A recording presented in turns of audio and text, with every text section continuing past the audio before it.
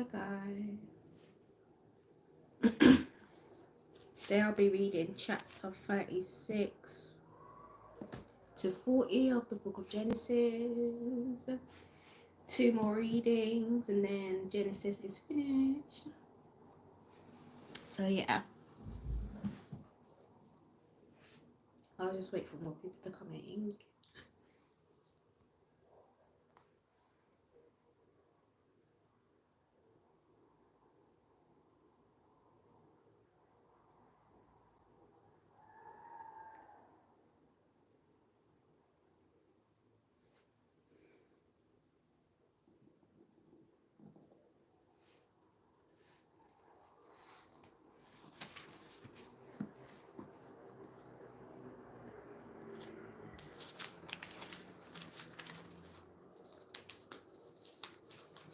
Hi Salia, thank you for coming in. Thank you for the like.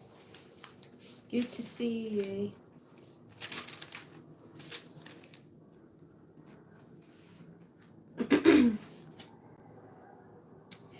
Good to see you. Thank you. Yes, we're nearly at the end of Genesis, so yay.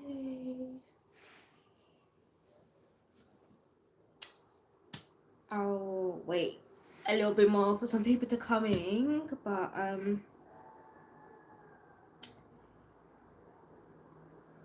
just want to say so far we've seen Abraham, Isaac, and Jacob, and we've seen how Abraham's covenant has been made with God, right?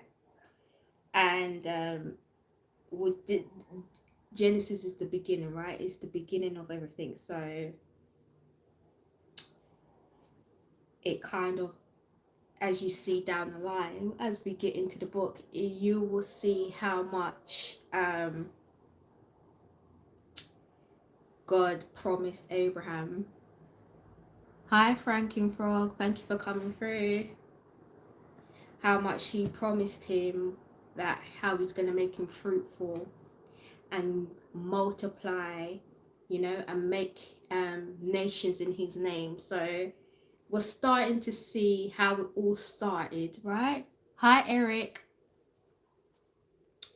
And there, as I said, there's been some key moments in Genesis. You know, we had Adam and Eve, and we had Noah, and we had Abel and Cain. As I said, we had Abraham's covenant with God, and then we've had Isaac and Jacob, and we're starting to go into Joseph. So you're seeing how, what are we talking about? We're talking about the book of Genesis. Thank you for the hearts, guys. Thank you for the likes as well.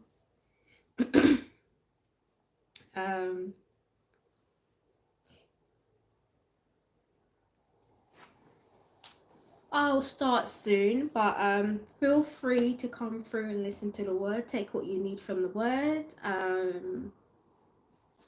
And you know, I'm just really here to plant seeds to get you to, you know, get into your Bible and read and get to know God, because honestly he's amazing. He's so awesome. And I'm telling you this as someone that started off as a non-believer. I would tell you that, you know, the Bible's not right, and you know, I would be the first one to tell you, but actually God has really transformed my life. He has really transformed me, and I just want to give him all the praises. I want to give him all the glory and glorify his name for what he's done in my life. And I just want to say he's so awesome. Honestly, I encourage you to have a relationship with him, because it's such a good feeling, and the peace he gives you, you know. But yeah, let's get into the reading. So this is chapter 36. This is the account of the family line of Esau, that is Edom. Esau took his wives from the women of Canaan, Ada, daughter of Elon the Hittite, and Aholibamah, daughter of Anna and granddaughter of Zibeon the Hivite. Also Basmath, daughter of Ishmael and sister of Nebaioth. Ada bore Eliphaz to Esau, Basmath bore Ruel, and Aholibamah bore Jeush, Jalam, and Korah. These were the sons of Esau who were born to him in Canaan. Esau took his wives and sons and daughters and all the members of his household, as well as his livestock and all other animals and all the goods he had acquired in Canaan, and moved to a land some distance from his brother Jacob. Their possessions were too great for them to remain together. The land they were staying could not support them both because of their livestock. So Esau, that is Edom, settled in the hill country of Seir. This is the account of the family line of Esau, the family of the Edomites, in the hill country of Seir. These are the names of Esau's son: Eliphaz, the son of Esau's wife, Ada, and Reuel, the son of Esau's wife, Basmath. The sons the sons of Eliphaz, Teman, Omar, Zippo, Gatam, and Kenaz. Esau's son Eliphaz also had a concubine named Timnah, who bore him Amlamek.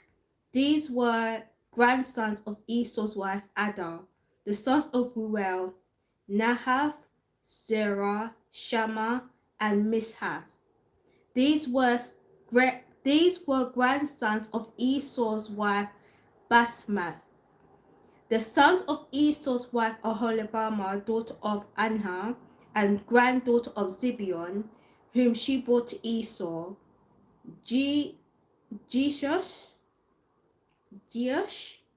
Jalam, and Korah. These were the chiefs among Esau's descendants.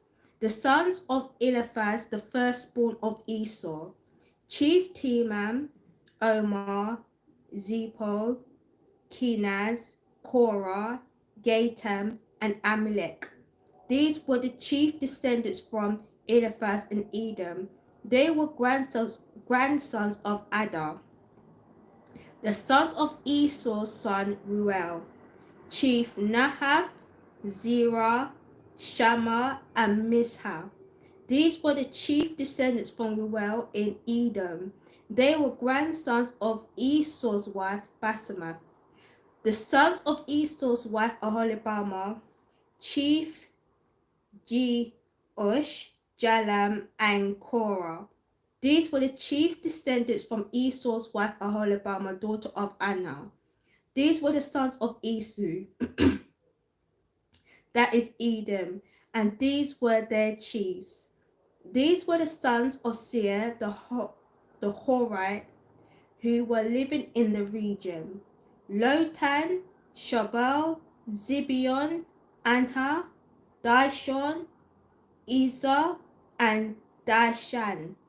These sons of Seir in Edom were Horite chiefs. The sons of Lotan, Hori, and Homan. Timnah was Latan's sister. The sons of Shobal, Alvan, Manahath, Ibal, Shippo, and Onam. The sons of Zibeon, Aya and Anna. This is the Anna who discovered the hot springs in the desert while he was grazing the donkeys of his father Zibeon. The children of Anna, Dishon, and Aholibamah's daughter of Anna. The sons of Dishon, Hemdan, Ishban, Ithran, and Kiram. The sons of Ezer, Bilhan, Zavan, and Akam. The sons of Disham, Uz, and Aran. These were the Horite chiefs: Lotan, Shabal, Zibeon, Anha, Dishon, Ezer, and Dishan. These were the Horite chiefs according to their divisions in the land of Seir. These were the kings who reigned in Edom before any Israelite king reigned.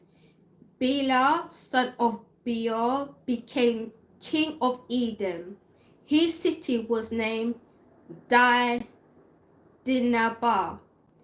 When Bela died, Jobab, son of Zerah from Bozrah, succeeded him as king. When Jobab died, Husham from the land of the Temanites succeeded him as king. When Husham died, Hadad, son of Bedad, who defeated Midian in the country of Moab, succeeded him as king. His city was named Havoth. When Hadad died, Samalah from Masrekah succeeded him as king. When Samalah died, Shaul from Rehoboth on the river succeeded him as king. When Shaul died, Baal-Hanan, son of Akbor, succeeded him as king. When Baal-Hanan, son of Akbor, died, Hadid succeeded him as king. His city was named Piau, and his wife's name was Metabel, daughter of Matred, the daughter of Mizahab. These were the chief descendants from Esau, by name according to their clans and region: Timnah, Alpha, Jetheth, Aholibama, Ilha, Pinyam, Kenaz, Timam, Mizar, Magdal, and Iram. These were the chiefs of Edom according to their settlements in the land they occupied. This is the family line of Esau, the father of the Edomites. Hi Jordan, thank you for coming through. Hi Dylan. Hi Robert, thank you for coming through. Chapter 37. Jacob lived in the land where his father had stayed, the land of Canaan. This is the account of Jacob's family line. Joseph, a young man of 17, was tending the flocks with his brother, the sons of Bilhah and the sons of Zilpah, his father's wives, and he brought their fathers a bad report about them. Now Israel loved Joseph more than any of his other sons, because he had been born to him in his old age, and he made him an ornate robe for him. When his brothers saw that their father loved him more than any of them, they hated him and could not speak a kind word to him. Joseph had a dream, and when he told it to his brothers, they hated him all the more. He said to them, "Listen to this dream I had. We are binding sheaves of corn out in the field when suddenly my sheaf rose and stood upright, while your sheaves gathered around mine and bowed down to it." His brothers said to him, "Do you intend to reign over us? Will you actually rule us?" And they hated him all the more because of his dream and what he had said. When he had another dream and he told it to his brothers, "Listen," he said, "I had another dream, and this time the sun and the moon and 11 stars are bowing down to me." When he told his father as well as his brothers, his father rebuked him and said, "What is this dream you had? Will your mother and I and your brothers actually come and bow down to the ground before you?" His brothers were jealous of him, but his father kept the matter in mind. Now his brothers had gone to graze their father's flock near Shechem, and Israel said to Joseph, as you know, your brothers are grazing the flocks near Shechem. Come, I am going to send you to them. Very well, he replied. So he said to him, go and see if all is well with your brothers and with the flocks, and bring word back to me.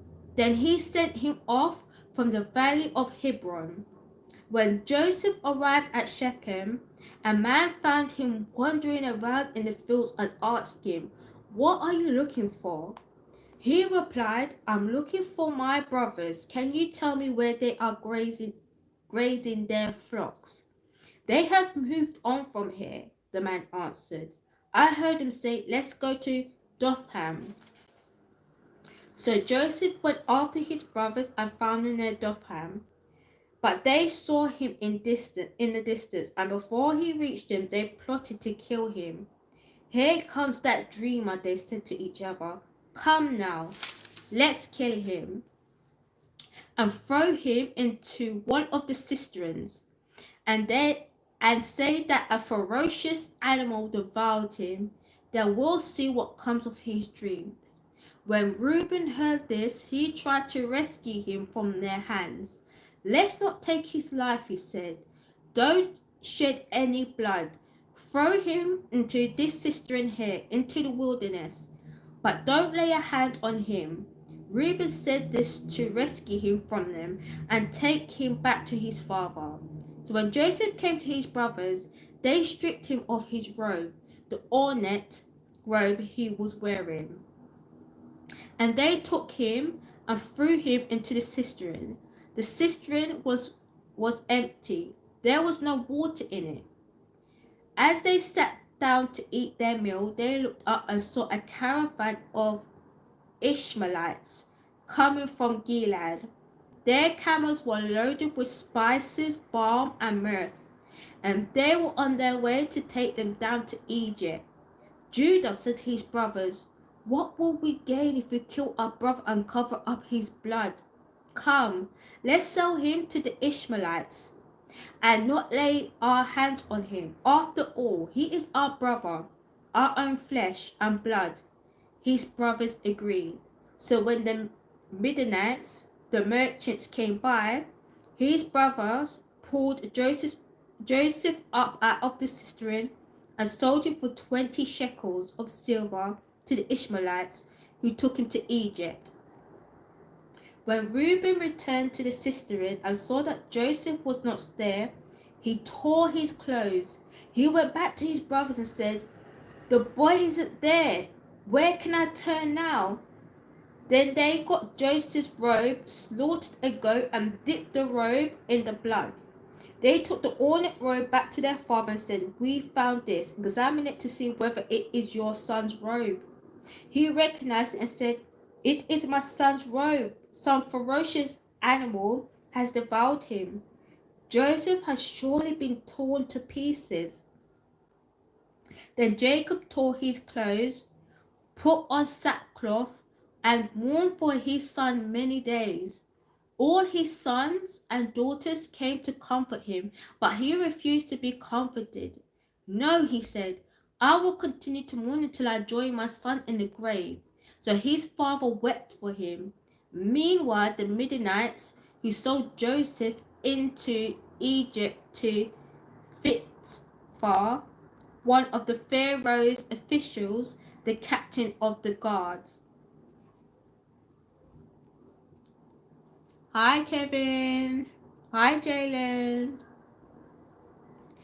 Chapter 38. At that time, Judah left his brothers and went down to stay with a man of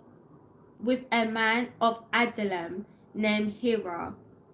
There Judah met the daughter of a Canaanite man named Shua. He married her and made love to her. She became pregnant and gave birth to a son who was named She conceived again and gave birth to a son and named him Onan. She gave birth to still another son and named him Shelah. It was at Kizib that she gave birth to him. Judah got a wife for his firstborn, and her name was Tamar. But Judah's firstborn, was wicked in the Lord's sight, so the Lord put him to death.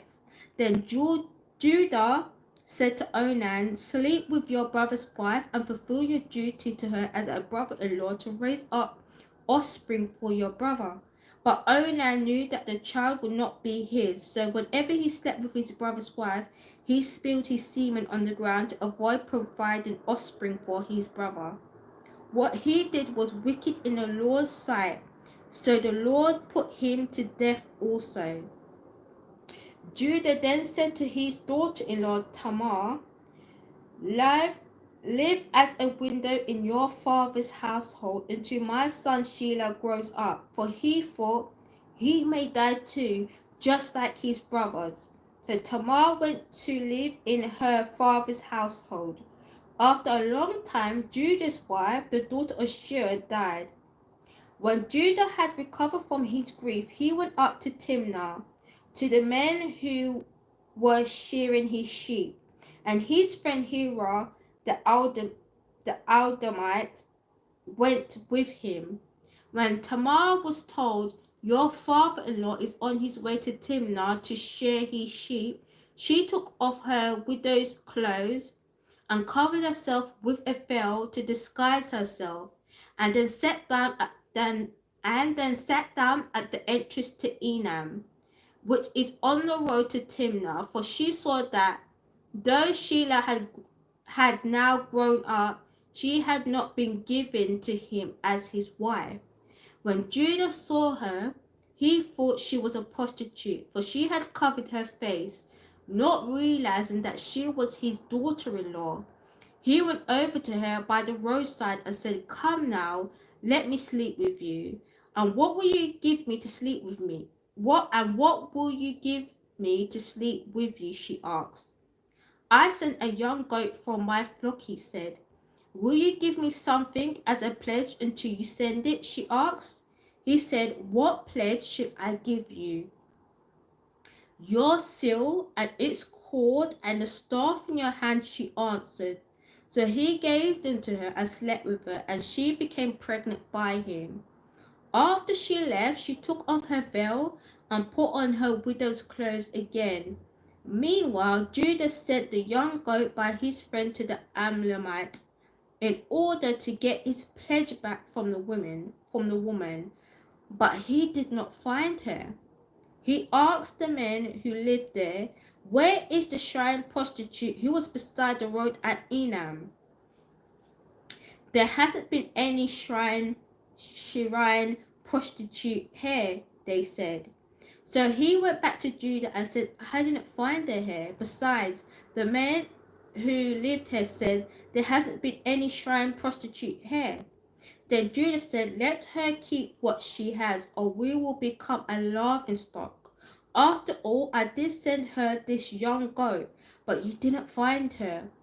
About 3 months later, Judah was told, your daughter-in-law Tamar is guilty of prostitution, and as a result, she is now pregnant. Judah said, bring her out and let her be burned to death. As she was being brought out, she sent a message to her father-in-law. I am pregnant by the man who owns these, she said, and she added, see if you recognize whose seal and cord and staff these are. Judah recognized them and said, she is more righteous than I, since I wouldn't give her to my son Shelah. And he did not sleep with her again. When the time came for her to give birth, there were twin boys in her womb. She was given birth. One of them put out his hand, so the midwife took a scarlet thread and tied it on his wrist and said, this one came out first. But when he drew back his hand, his brother came out, and she said, no, this is how you have broken out. And he was named Perez. Then his brother who had the scarlet thread on his wrist came out, and he was named Zerah. Chapter 39. Now Joseph had been taken down to Egypt. Fitztopher an Egyptian who was one of Pharaoh's officials, the captain of the guard, brought him from the Ishmaelites who had taken him there. The Lord was with Joseph so that he prospered, and he lived in the house of his Egyptian master. When his master saw that the Lord was with him and that the Lord had gave him success in everything he did, Joseph found favor in his eyes and became his attendant. Potiphar put him in charge of his household, and he entrusted to his care everything he owned. From the time he put him in charge of his household and of all that he had owned, the Lord blessed the household of the Egyptian because of Joseph. The blessing of the Lord was on everything Potiphar had, both in the house and in the field. So Potiphar left everything he had in Joseph's care. With Joseph in charge, he did not concern himself with anything except the food he ate.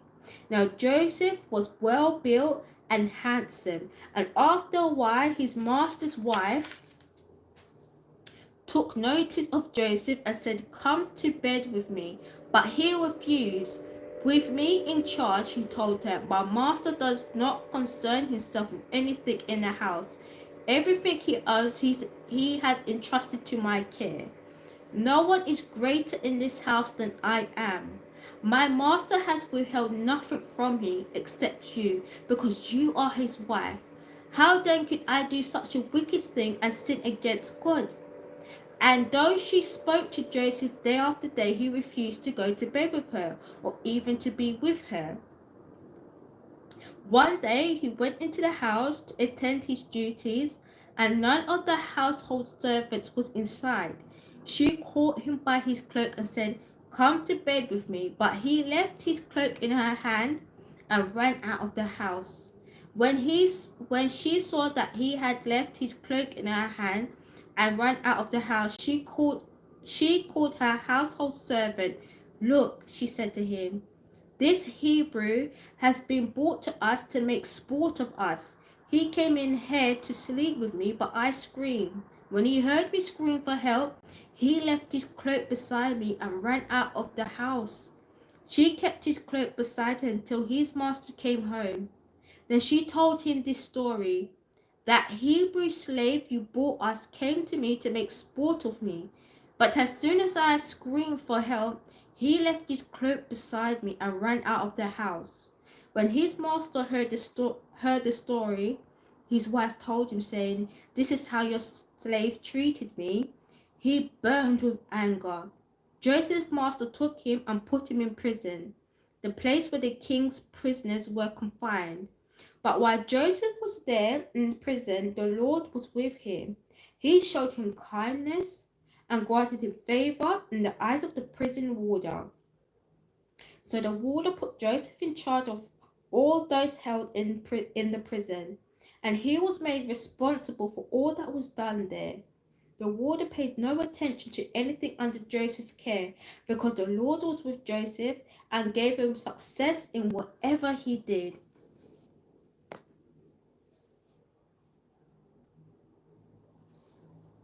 Chapter 40. Some time later, the cupbearer and the baker of the king of Egypt offended their master, the king of Egypt.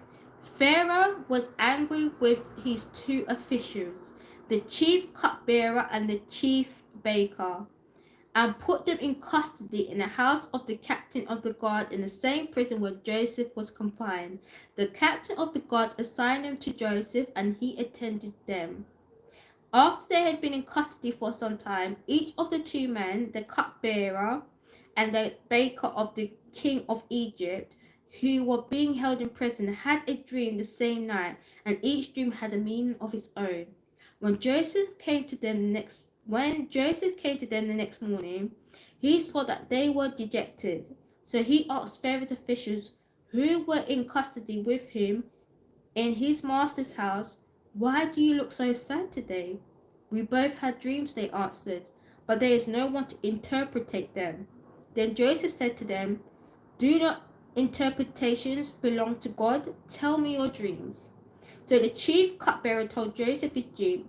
He said to him, in my dream, I saw a vine in front of me, and on the vine were 3 branches. As soon as it budded, it blossomed, and it clustered, ripened into grapes. Pharaoh's cup was in my hand, and I took the grapes, squeezed them into Pharaoh's cup, and put the cup in his hand. This is what it means.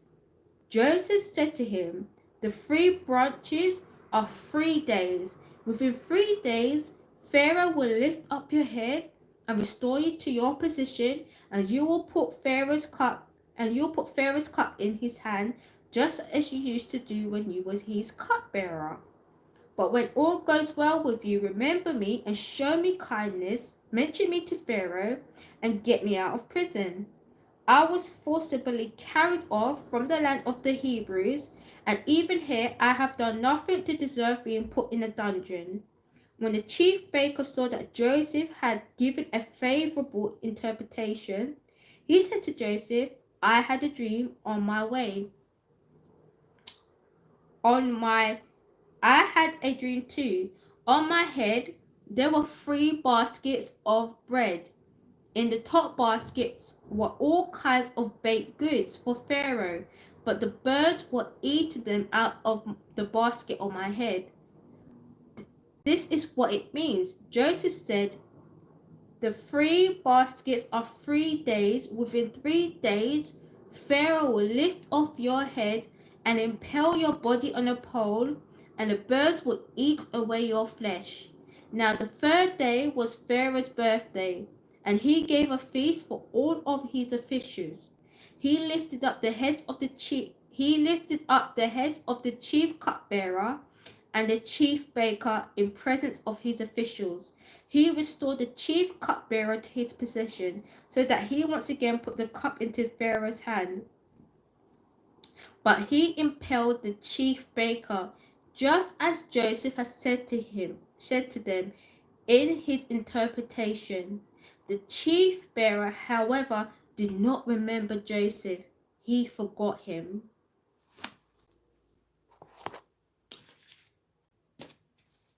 And that's the end of chapter 40. So you can see Joseph in a position where God's put him in a position, and we'll start to see in the last couple of chapters why Joseph was put in that position. Yeah, so as I said, I've got 2 more readings and then we're finished with Genesis. So guys, thank you so much for coming through and listening, and I really appreciate it. I will be back tomorrow to read the next chapters of Genesis, and I hope you all have a wonderful evening and morning wherever you are. Again, thank you for all the likes, and I'll see you. Bye.